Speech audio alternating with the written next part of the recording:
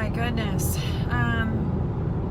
It's been a crazy couple days. I know I didn't post anything yesterday, and you know what? I'm sorry for that.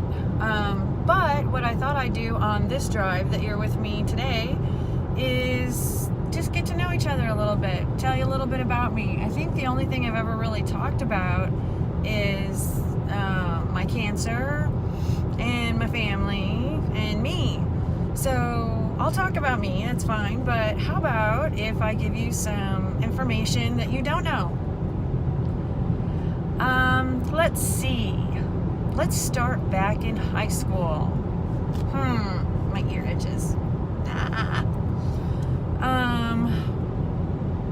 I graduated high school in Minnesota in 1989.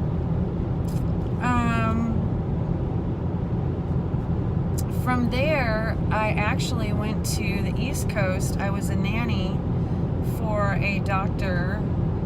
She had her practice in her house, and her husband worked in New York City.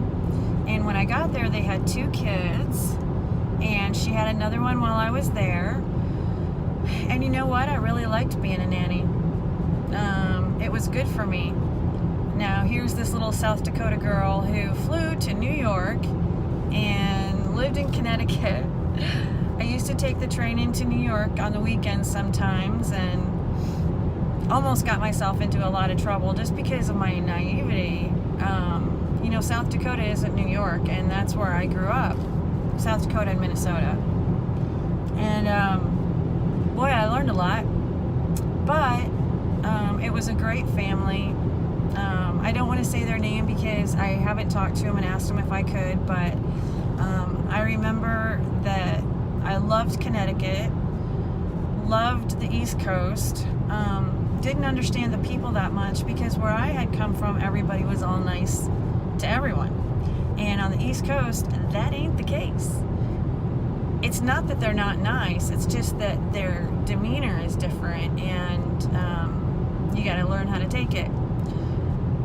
But that was where I first learned what a steamer was.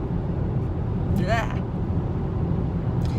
For those of you who don't know, a steamer, or when you order steamers, is, I think they're clams. And they cook them in their shell, and when they bring them out to you, they're still in their shell, and the shells are just opened up, and because they're steamed, cooked. And you open them up and take them out and swallow them. Whatever you do, do not chew them. And they're slimy little... Couldn't do steamers. I stayed about a year with that family, and I remember I said she had her practice in her house. In the front of her house, she had a podiatry office. And I remember, I don't know if she knows this, but I would go in and just look at all of her instruments and wonder what it would be like to have the knowledge to be able to fix people. And that's when I kind of started getting interested in medicine.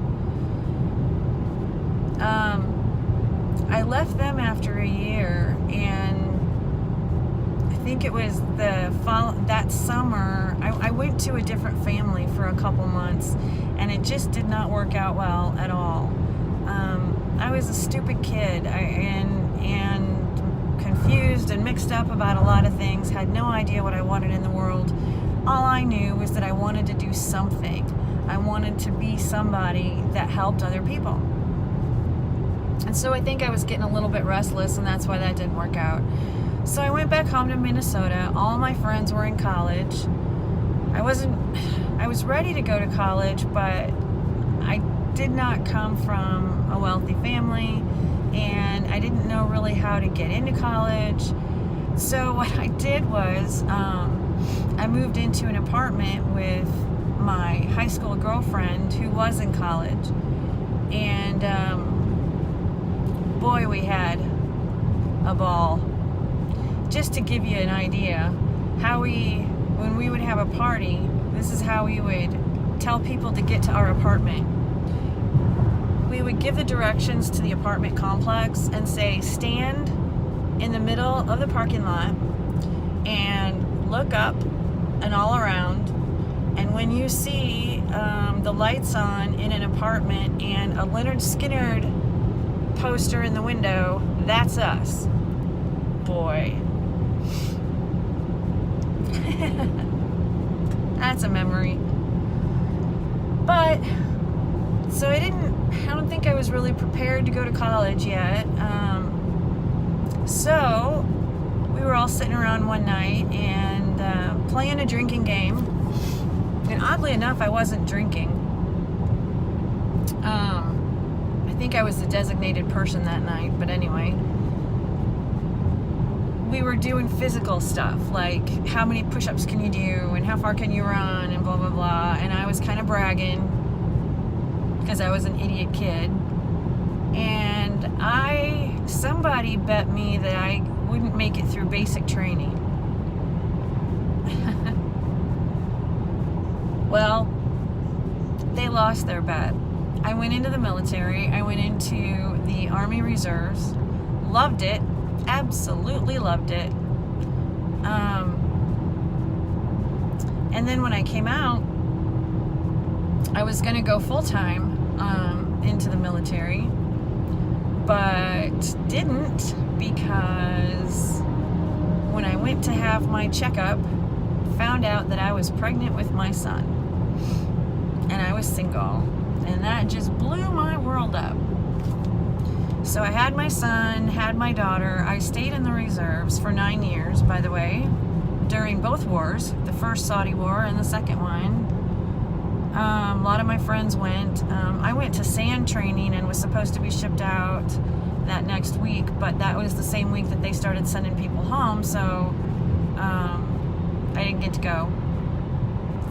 And so I had one kid, then I had my daughter, had my son, then I had my daughter, and decided that it was time for me to go to college, because realized that I had these two tiny humans that I was responsible for, and although I knew how to take care of them, I didn't have the means to take care of them, and I refused to allow myself to be lazy.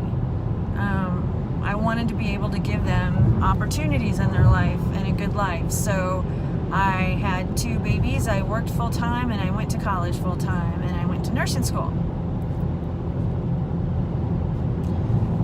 Got out of nursing school and worked as a nurse for a long time, but I did a lot of different things with my career.